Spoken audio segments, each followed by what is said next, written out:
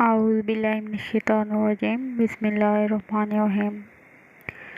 अस्सलाम वालेकुम व्यूअर्स। आज का जो हमारा टॉपिक है ये है फंक्शन एनालिसिस का एक टॉपिक, इक्विवेलेंट नॉर्म्स।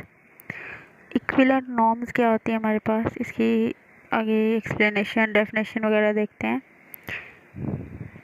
इसमें लिखा हुआ है let X be a norm linear space, let norm 1 and norm 2 be two norms on X. The norm 1 is said to be equivalent to norm 2 if there exists positive real number a and b such that a multiplied by norm 2 less than equal to x1 norm less than equal to b into x2 norm for all x belongs to capital X. If the norm 1 is equivalent to another norm 2, there these are written as these are written as x1 is equivalent to x2, one norm is equivalent to two norm। Equivalent norms की definition लिखी हुई है कि late x जो है हमारे पास कोई एक नॉर्म लीनियर स्पेस है, तो हमारे पास अगर उस पर कोई दो नॉर्म्स डिफाइंड हो रही हैं, नॉर्म 1 है और नॉर्म 2 है, ये एक्स के ऊपर डिफाइंड हो रही हैं। The norm 1 is said to be equivalent to norm 2, तो कि जो नॉर्म 1 है वो दूसरी नॉर्म के इक्विवेलेंट तब कहलाएगी अगर if there exist positive real numbers, अगर कोई positive real numbers A and be exist करें सच दैट, कैसे एग्जिस्ट करें कि x1 जो नॉर्म है less greater than equal to हो a इंटू x2 नॉर्म, यानी कि x की नॉर्म लिया जाए नॉर्म 2 के साथ a मल्टीप्लाई हो रहा हो, ये लेस हो x1 नॉर्म से, और b अगर मल्टीप्लाई करें x2 नॉर्म से तो फिर x1 नॉर्म लेस हो b इंटू x नॉर्म 2 के। इसमें जो x है वो कैपिटल एक्स में से बिलोंग करेगा। If the norm 1 is equivalent to another norm 2 then these are written as. अगर यहाँ पे जो ये इसको बताया गया कि इक्विवेलेंट नॉर्म को डिनोट कैसे किया जाता है कि नॉर्म 1 इक्विवेलेंट टू नॉर्म 2, ये जो इसमें टिल्टा की ये साइन डला हुआ है ये इक्विवेलेंट को शो कर रहा है।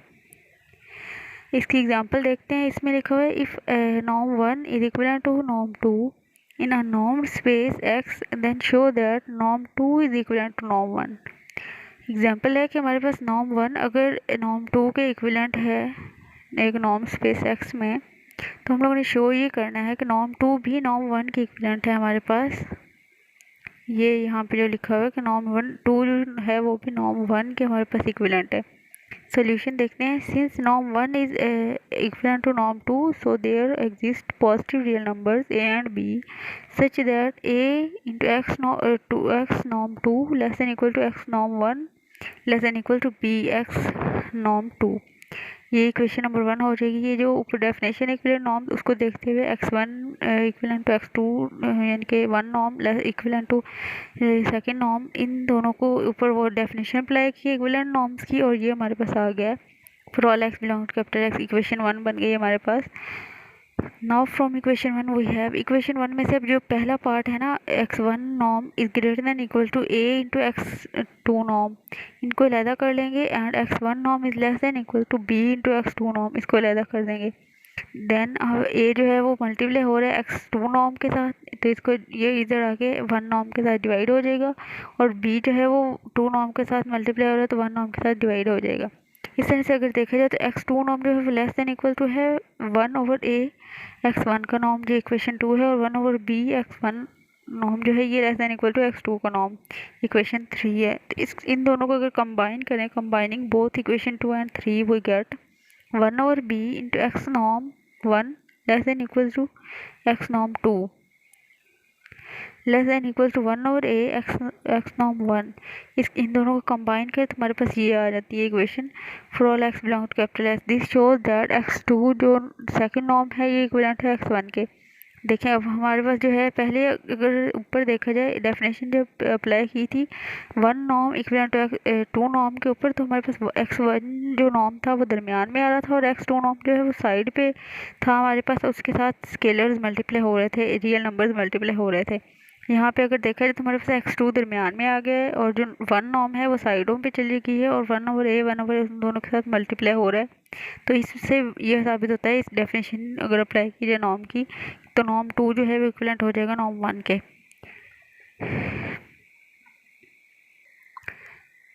इसके बाद अब हमारे पास एक थ्योरम है, थ्योरम नंबर 1 है, ये इक्विवेलेंट स्पेस के रिलेटेड है। इसमें लिखा हुआ है the relation of being equivalent to among the norms that can be defined on a linear space X is an equivalent relation. वो कहते हैं कि जो रिलेशन इक्विवेलेंट रिलेशन जो है अमंग द नॉर्म्स के दरमियान जो इक्विवेलेंट रिलेशन है that can be defined on a linear space x के ऊपर जो डिफाइंड हो रहा है, ये इक्विवेलेंस रिलेशन भी होता है। ये हम लोगों ने प्रूव करना है कि जो इक्विवेलेंट रिलेशन होता है वो इक्विवेलेंस रिलेशन भी है।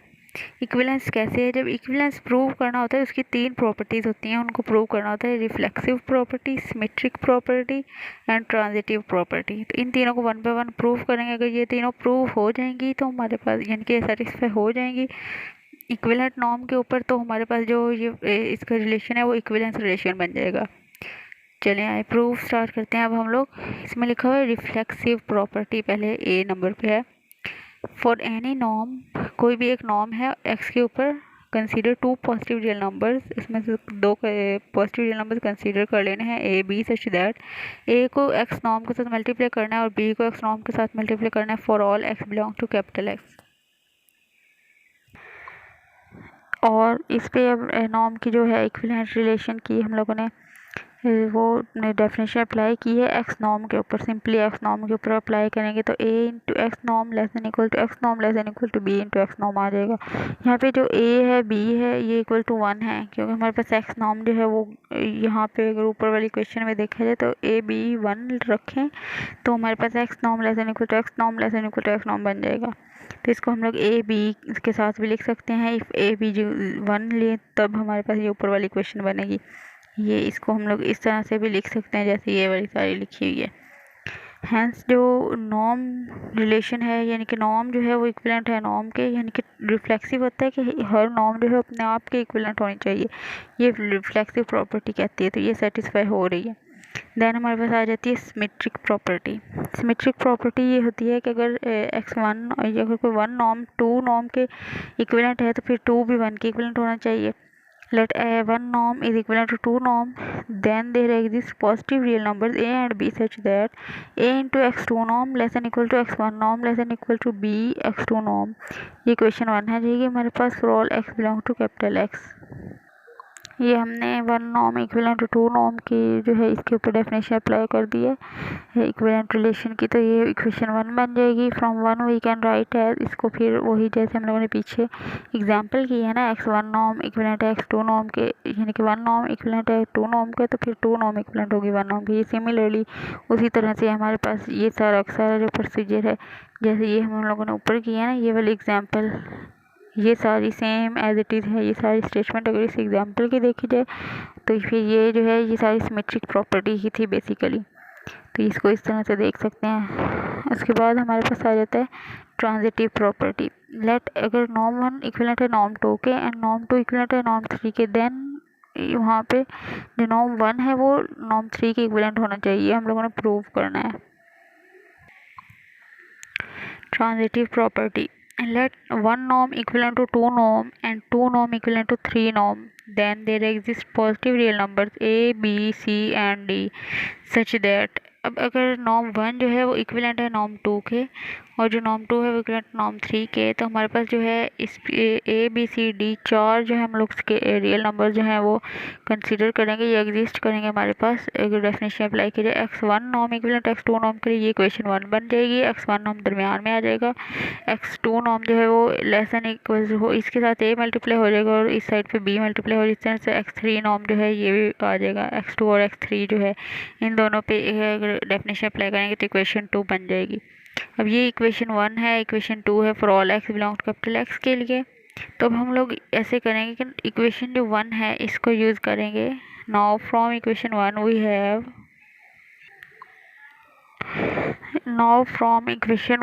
हैव इक्वेशन 1 को यूज़ करेंगे x1 के साथ जो लेफ्ट साइड पे लिखी हुई term a into x2 norm. Equation 1 से हम लोगों ने ले लिया लेफ्ट हैंड साइड पे सारी टर्म लिखी हुई है a x2 norm less than equal to x1 norm, इसको अलहदा कर लेंगे। और जो इसके साथ राइट साइड पे टर्म लिखी है इसको अलहदा कर लेंगे, x1 norm less than equal to b x2 norm. अब ए जो है वो x2 नॉर्म के साथ अगर मल्टीप्लाई हो रहा है इस स्टेप में यहाँ पर, तो इसको हम लोग जो है इस साइड पे लेकर चल जाएंगे, तो यहाँ पे ये डिवाइड हो जाएगा।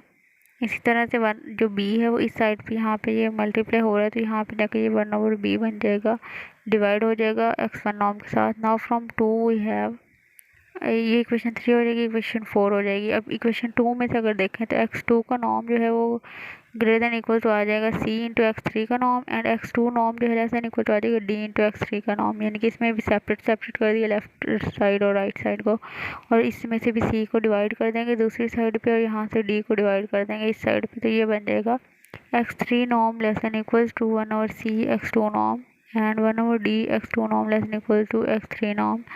ये हमारे पास इक्वेशन 5 आ जाएगी, और ये इक्वेशन 6 बन गई है। अब इक्वेशन 3 और इक्वेशन 5 को अगर देखा जाए तो यहाँ पे भी x2 जो है वो less than equal to 1/a into x1 का नॉर्म, और इक्वेशन 5 में देखा जाए तो यहाँ पे भी x2 नॉर्म ही जो है वो लिखी हुई है, x2 norm is greater than equal to c x3 norm. ठीक है, अब इन दोनों को कंबाइन करना है हम लोगों ने। We have c x3 norm is less than equal to आ जाएगा x2 नॉर्म दरमियान में आ जाएगा, और 1/a इंटू x1 का नॉर्म आ जाएगा हमारे पास। ठीक हो गया। अब यहाँ से हम लोग c इंटू x3 का norm less than equal to 1/a x1 का नॉर्म। अब यहाँ से हम लोग देख सकते हैं अगर जो x2 का नॉर्म है वो दरमियान में आ रहा है, c x3 norm less than equal to x2 norm के। ठीक हो गया, ये इक्वेशन नंबर 5 है। यहाँ से अगर x2 नॉर्म है वो आगे लेस हो रहा है 1/a इंटू x1 का नॉर्म, तो यहाँ से डायरेक्ट लिख सकते हैं कि c into x3 norm less than equal to आ जाएगा 1/a x1 नॉर्म के। ठीक हो गया, ये हम लोगों ने लिख दिया इस रिलेशन से। अब इसमें से हम लोगों ने a जो है इसको c के साथ मल्टीप्लाई कर देंगे, तो ये इक्वेशन 7 बन जाएगी। नाउ कंबाइनिंग 4 एंड 6, अब जो 4 और 6 इक्वेशन है ना ये हमारे पास, और ये इनको अब हम लोग यूज़ करेंगे तो हमारे पास बन जाएगी ये भी इसी तरह से आ जाएगा कि 1/b x1 norm less than equal to x2 norm less than equal to d into x3 norm. ठीक हो गया, यहाँ पे भी x2 जो है दरमियान में आ जाएगा, और यहाँ से डायरेक्ट लिख देंगे कि 1/b x1 नॉर्म जो है ये लेस देन इक्वल टू हो जाएगा d इंटू x3 नॉर्म के। ठीक हो गया, क्योंकि हमारे पास जो 1/b x1 का नॉर्म है ये लेस देन इक्वल टू है x2 का नॉर्म के, और जो x2 का नॉर्म है ये लेस देन इक्वल टू है d इंटू x3 का नॉर्म। तो ये दोनों अगर इससे लेस है x2 जो है वो d से लेस है, तो फिर जो पहले वाला x1 है ये x3 से लेस हो जाएगा हमारे पास। तो इसको हम लोगों ने लिख दिया इक्वेशन 8 में, b को इस साइड पे मल्टीप्लाई करवा दिया d के साथ, इक्वेशन 8 बन गई।